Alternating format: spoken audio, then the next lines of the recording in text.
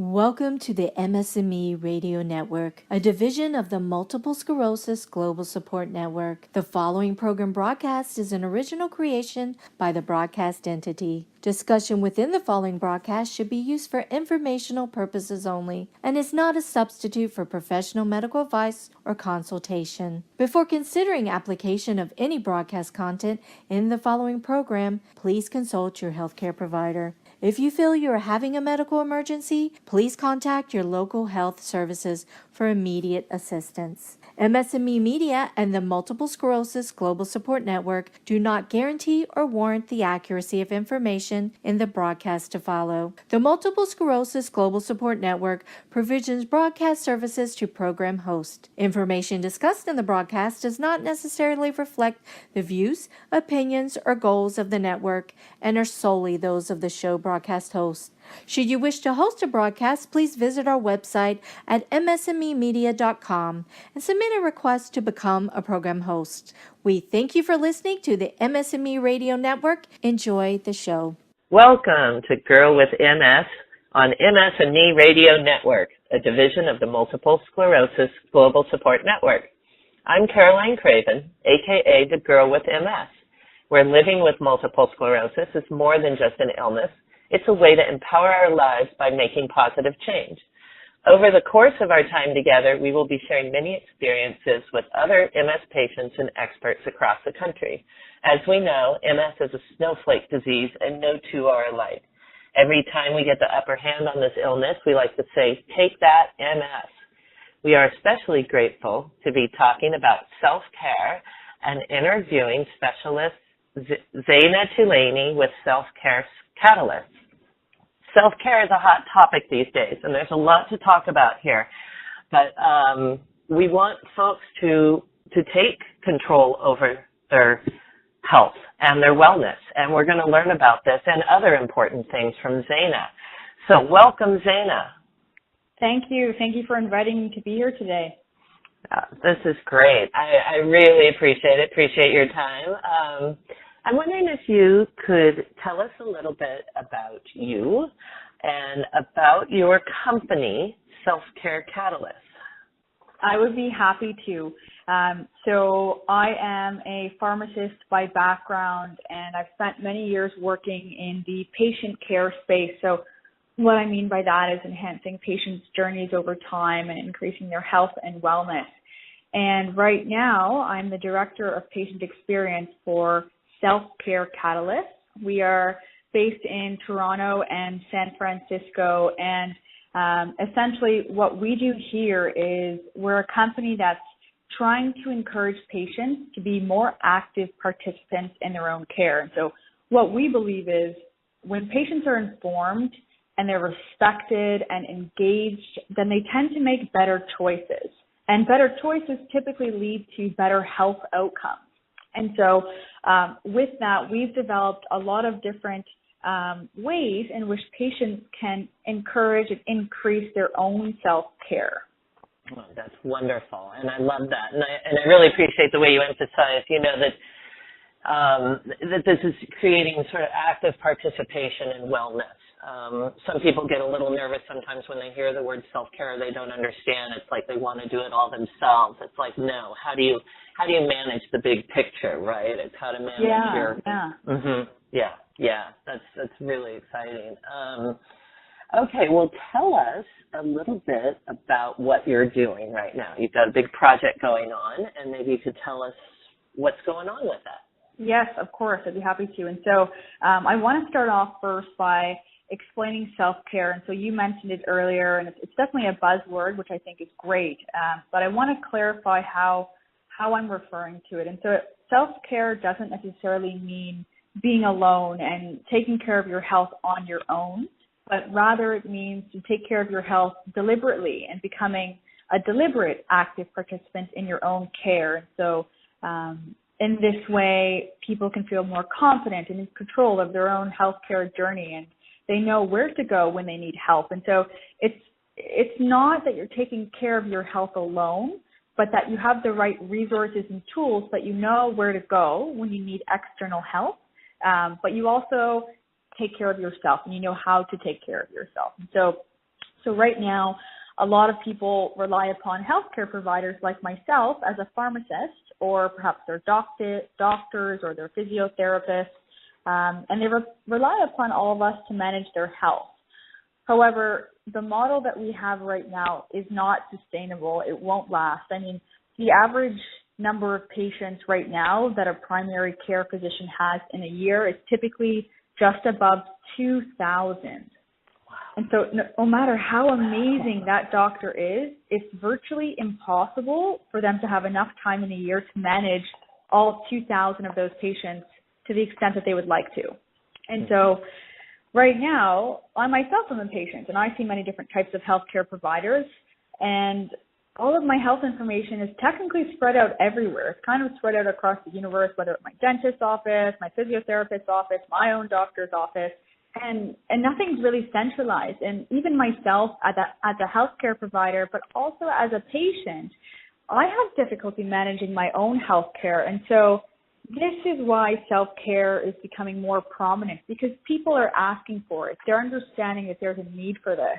And so here at Self-Care Catalyst, and what my role is to help encourage this idea of self-care by translating it into practice. And so what we have done here is launch a digital health tool called Health Storylines. So this is being used by a lot of people around the globe across a myriad of different disease states, including MS. And what we're doing is we're using technology to encourage self-care. So this app is called Health Storylines. You can download it either on the App Store or the Google Play Store. You just look up Health Storylines, or you can even use it online. Go to healthstorylines.com, and that's how you can access it. It's free, and it's a tool to help take care of yourself and manage your own care. That is so great. We're going to make sure we get that link up on the website too, at healthstoryline.com, and download that app. Could you tell us a bit about the app, how it's working to encourage people to take better care? Yes. So right now, it's being used as a tracker to help track your medication history. Also, it's being used as a way to remind yourself about things that you have to remember pertaining to your health, such as remembering when to take your medications or to record your mood. And we're also using it as a mechanism to share information. And so the most commonly used tools within the app Health Storylines, I would say, are our medication tracker, our symptom tracker, and our mood tracker. And so they're quite intuitive in the name. So your medication tracker would allow you to track your medications. You can put in as many medications as you want. You can store and track your medication history over time.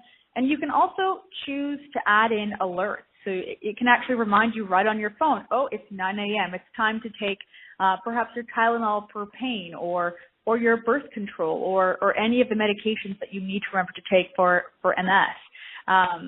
So that's a very useful feature. Another one is the symptom tracker. And so every day, all of us experience some sort of symptom. Maybe it's a little bit of pain when we wake up, or perhaps we're feeling tired. You know, pain and feeling tired are both symptoms. And so it's important to be able to track those. I mean, how many times have you gone to your doctor and said, you know what, I'm having these weird symptoms. I don't know what it means. And then all of a sudden your doctor or maybe your pharmacist will say, okay, how many times a day have you been having them? How often? When did this start?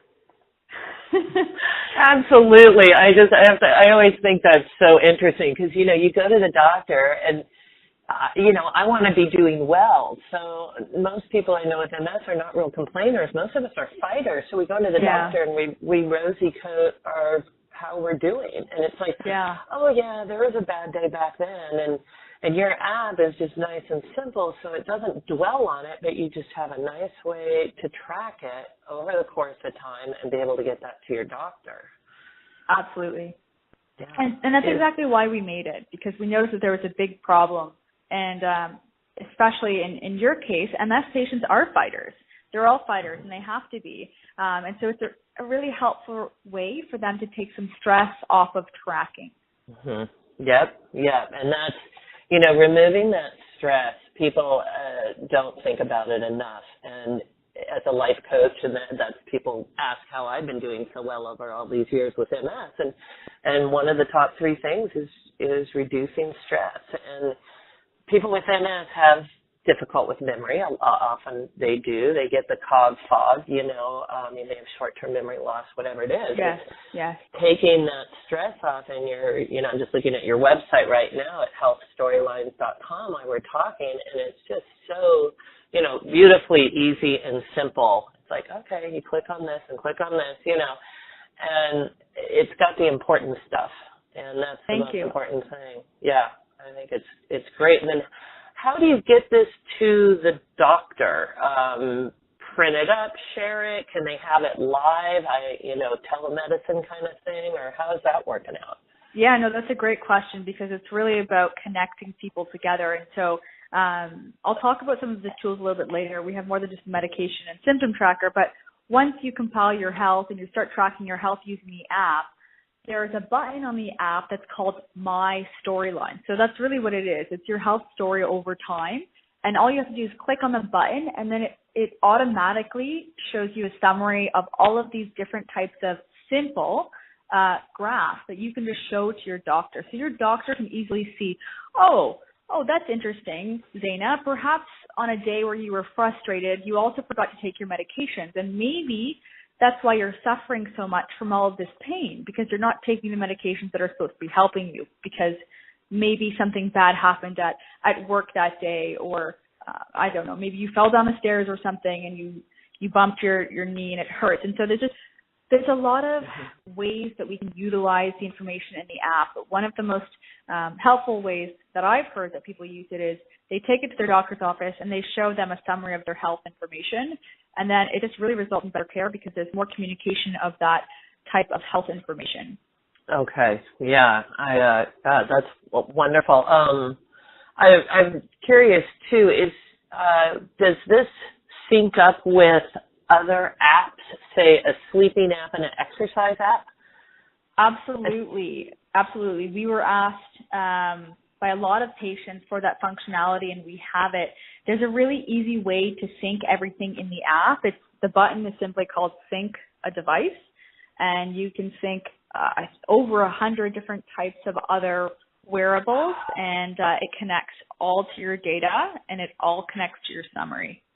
Wow. Okay. When the audience sees this is amazing. This is so cool, you guys. You can hook it up straight to your Fitbit, straight to Strava if you're a mountain biker, hiker, map my hike, map my walk.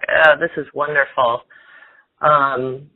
Wow, and probably more of these will be added. I see different things. This is just wonderful. Thank you. We think so too. Great. And then tell me about the self-care movement. Let's see. Absolutely, yeah. So what we've just begun, and we haven't officially launched just yet, but I'd love to speak about it and increase the hype around it. And so we've started this movement called the self-care movement. So it's #selfcareMVMT. And this is where we really want to encourage the connection aspect. And so as you're well aware, patients tend to do better, and people tend to do better, like ourselves, when they're connected with others, especially as it relates to their health. And so with the self-care movement hashtag, we are going to be releasing these self-care challenges in the future so that people can do these challenges together. And so what I mean by that is, let's say, Caroline, if I hashtag you with self-care MVMT and I say, Caroline, I encourage you to participate with me in my challenge this week. And my challenge is going to be drinking, let's say, 8 cups of water every day for a week. And I'm going to challenge you with that, and I'll hashtag it. And so it's really making self-care more fun and connecting ourselves. I like that. That's, people with MS, and I'm sure other illnesses too, but we often talk about how easy it is to isolate and how difficult and how dangerous that can be. And more patients are going toward social media and finding ways to connect. And I know myself, first thing in the morning, I always check my MS Pals, and some other, just to see, just kind of remind me where I'm at with my MS and different things like that, I guess, to connect with people who I know get it before I go out into the world. Absolutely. Yeah, that's a wonderful challenge. That's hashtag self-care MVMT, so self-care movement, and we'll be promoting that. And then what's you're going to share this information. You said, I know you're going to collect this information. How is that going to help people with MS in the future? Yeah, that's a great question. So MS is a very challenging disease because it's a disease of essentially your entire central nervous system. And so a person, anybody with MS, and it's unfortunately very prevalent, but anyone with MS can show a large variety of different types of symptoms. Some of the most common ones that we hear of are fatigue and pain, or at least that I heard of in practice. And you could speak more to that than I could, but essentially what we want to do is use these self-care challenges so that people can actually improve their health together.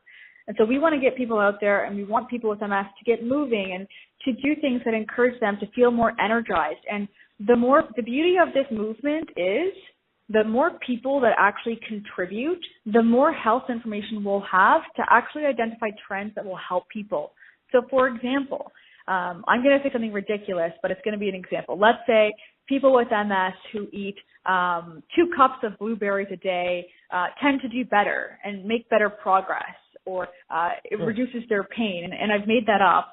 But the point is, we can't really find out about those things unless you collect a mass amount of health data. And so the beautiful thing about this self-care movement, hashtag self-care MVMT, is that the more people that participate, the more data that's collected. And with that data, we can start to identify health trends that will actually help to improve healthcare beyond only medications. And of course, there's a place for medications. I'm a pharmacist by background. But really here at Self-Care Catalyst, we believe in a holistic picture, in the big picture. And we're really hoping to get the word out there and encourage people to do these challenges together to improve not only their own health, but others. How fun. I know, I just started, I love this whole, so we're going to start this whole health challenge here and start challenging everybody. I love it. Get outside, move, get going. Yes. Where do you see, obviously, I know we've talked about this a bit, but after this, what do you see happening next with all this and the self-care? Yeah, so after this, I mean, long term, in terms of seeing where care is going and where this is going, at the end of the day, I mean, the healthcare system, I feel, will be changed, and it'll be forced to be changed by patients. And so what I mean by this is that we are likely going to move away from the customary way that medicine has been doing things. And so patients can schedule appointments, typically, not always, but typically with a physician, let's say between the hours of 8 a.m. and 5 p.m., Monday through Friday. This dynamic is going to be completely revamped. It's going to be flipped on its head, and it's going to be moved to an arena in which patients can actually access care when and where they need it and when it's convenient for him or her.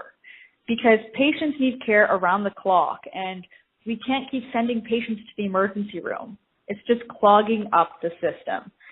And so what we want to do is really empower patients not to self-care on their own, because that could lead to problems. For example, I mean, people in general don't have all of the information they need to take care of their own health in terms of medications, disease state, interactions with natural medications and prescription medications, but really to empower them to have the right information to guide them and to guide them in terms of where to go. And so I feel that patients in the future will actually house all of their healthcare data.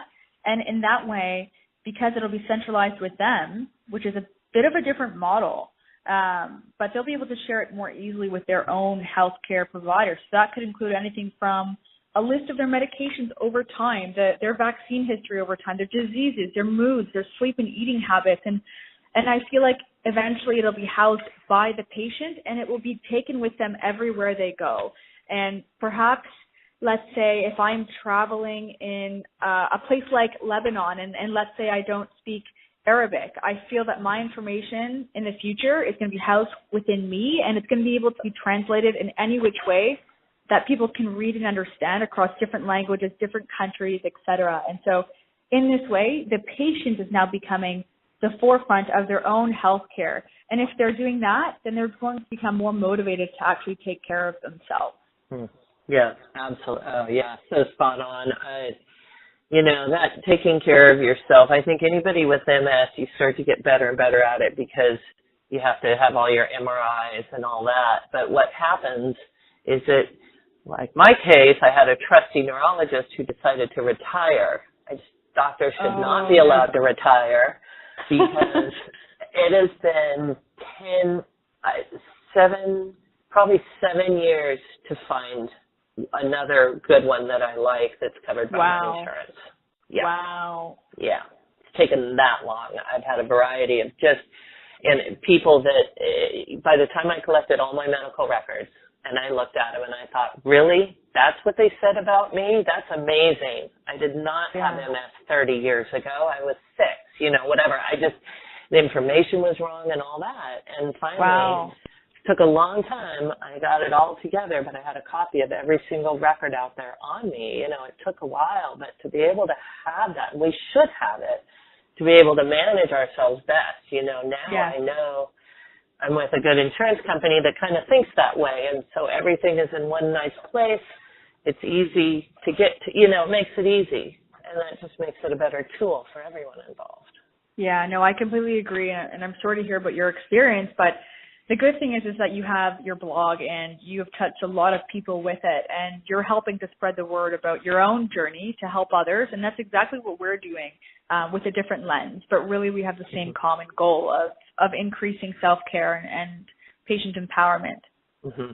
Yeah, and that's what we want everyone. I really want the newly diagnosed. I think as you become more familiar with the illness, it's a little bit easier often to empower yourself, find new things, although it can still be difficult. But those new patients, it's so scary, it can be so scary to get that initial diagnosis. What am I going to do? Where am I going to be? And we don't know. But to start doing this, start collecting this data for themselves, I would love to look back and say I had 16 years of data on myself. I feel like I know it somewhat after all this time, but wouldn't that be interesting to have that on record? Absolutely, and one of the most important parts of that is not just tracking your medications and your symptoms, but being able to track your mood. Like, how are you feeling? How are you doing today? And tracking your journal. Like, all of those things you can do with health storylines. And Caroline, you're exactly right in regards to newly diagnosed patients, especially in MS. I mean, I have people come to me in practice while I practice as a pharmacist, and it's not that their doctor didn't do a good job. Perhaps their doctor did an amazing job, but, once you hear the words, you have MS, everything after that is blank. You don't hear anything. Your brain goes somewhere else, and it's scary because you may not know how to take care of it or what to do about it. And so it's, again, bringing it back to patient empowerment, patient education, and making people's lives better.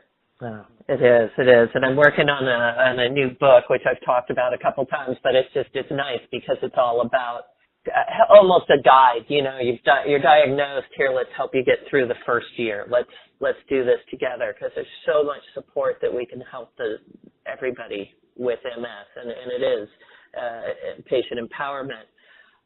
Real quick, what are some of your biggest roadblocks do you see with the self-care? Oh, that's a good one. A couple of different roadblocks. I mean, people absolutely love us, and they have been using us for years, but only when they know about us. And so I'd say one of the biggest roadblocks that we have. And we're talking with Zana here about the roadblocks in self-care. What are some of the roadblocks that we're seeing? Yeah, we have a couple of roadblocks right now. And so I would say the first one is that once people find out about us, they absolutely love using our app, and they love using it to track their health and store their health and share their health. But they don't really hear about us very often. And so it's hard to get the word out in terms of knowing that we exist. Mm-hmm. And so I would say that would be the first one. And then 2 is getting people to understand the importance of tracking your health over time as a preventive measure, as opposed to only wanting it when you need it. And so, for example, what I mean by that is, diagnosed with a disease, it's always helpful to have a history of their state and symptoms and perhaps even their mood before they were actually diagnosed, so that you can get a better handle on the disease, as opposed to starting it when you need it. Does that make sense? It does. And I know my worst times of doing things like and keeping track of my medical stuff, my wellness, is when I'm doing really well. Exactly. It's very difficult. It is. One, I don't want to think about the bad times, or I'm great, okay, can't I just go and live and not think about this, I just want to push one button, a little, okay, let's get on, Yeah. But it's a challenge. It's easy to not want to remember it or to go on, I would think. Yeah, absolutely. And then I would say the third one would be getting more people like yourself. We love that you're so active in this space and you're such an advocate, and you encourage others to take care of themselves and help identify things that will help them. And we would love to continue to see more of that in MS and in other disease areas as well, so that people like you can continue to be advocates and voices, and people like yourself would be more likely to encourage challenges or healthcare challenges using the self-care movement. And so the more leaders that we have in this space to encourage other people, the better people will feel and the better outcomes we'll start seeing in health. Yes. Well, this is exciting. Every time I talk to people about MS, I say, it's a nasty disease, but right now I think we're in one of the most optimistic, positive places to be with research and what people are doing and what companies and businesses are doing to help us, the patient, not just help the pharmaceutical companies make more money, but really help us in the whole picture. So yes, we need our medicine, we need the pharmaceuticals, but what else do we need? And to watch this transition over the last 16 years has been fascinating for me. And just so rewarding. But our time is running up, this has just gone by so wonderfly fast. Only if it's so fascinating, I could talk about it forever, and it's a good thing I set a timer. We'll probably be doing this one again. Remember, right? Remember, everyone, to go and check out I just walked right away from it. Healthstorylines.com. Healthstorylines.com. And hashtag self-care MVMT. Remember to always stop by at girlwithms.com for tips and tricks for living better with MS. And thank you again, Zana. Thank you for everything, for sharing this, for all the work you guys are doing at Self-Care Catalyst to help us all live better with MS. Really can't thank you enough. Just thank you, and thank you for joining me today on Girl with MS. And don't forget to listen to our radio show every week here on Sunday evenings and on MS&Me Radio. So thank you, Zana. One last round of applause. Thank you. Woohoo. Thank you, Caroline. And what a great way to say, take that, MS. Woo. Okay. Well, that's a wrap. That's good. Great. That was great. Thank you. Yeah, thank you, Zana, so much. I really appreciate it. I love that you do this. Thanks. It's kind of still new for me, but it's fun. It's fun. It is fun, and it's great. I just love talking to everybody and meeting. There's so many cool stories out there. It really is such an exciting time. They're getting answers, and that's what we want. Good. I want to share your radio show. Once this is done, can you share with me? Yes, I will, and I'll send you the link of the YouTube channels because I find that that's the easiest way to go back to. So I'll send you the link, and I do need to update it. So I'm going to get this over to my editor for this week. And, we'll talk soon. Thanks, Zana, so much. Okay, have a good one. You too. Bye.